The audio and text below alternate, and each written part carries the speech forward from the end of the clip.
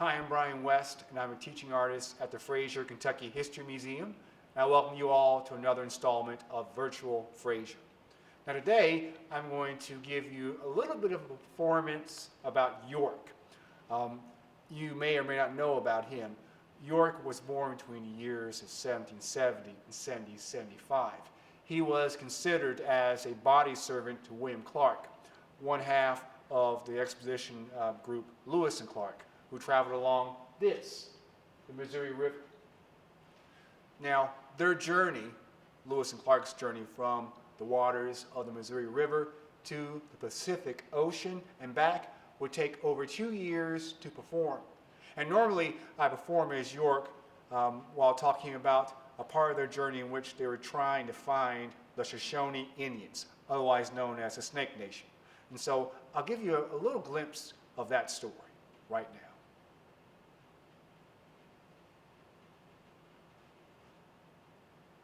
Soon we saw carcasses of buffalo bones floating along the Missouri River. The smell was terrible. Captain Lewis believes they had been crossing the ice during the winter and had drowned while crossing here and been washed here ashore. Here too, we see tracks left by the white bear. We go on shore after a time and finally see the white bear before us. Its color is not white, as I was led to believe, but a reddish brown. Its eyes are small, dark, and piercing.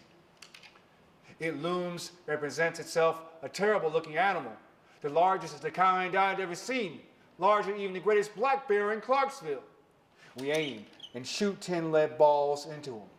Some have passed his lungs for certain, but he will not die instantly.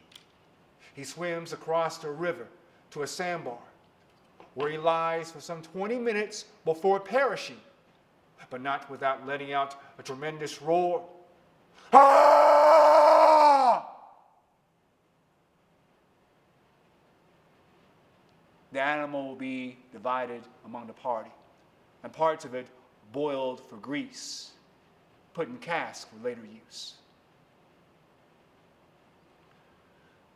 And so that's a little part of my performance as York. Now you might be interested in knowing what I'm wearing here. Now if you look below, I'm wearing what are called leggings. These are kind of precursors to camping boots, if you will. And they were made to protect people who went outside, to protect their legs from briar cuts or from insects. And these things here are called tick lickers. They're meant to gather insects that Lewis and Clark might be encountering during their journey. Because a lot of times Lewis and Clark will be walking through grass, very tall grasses.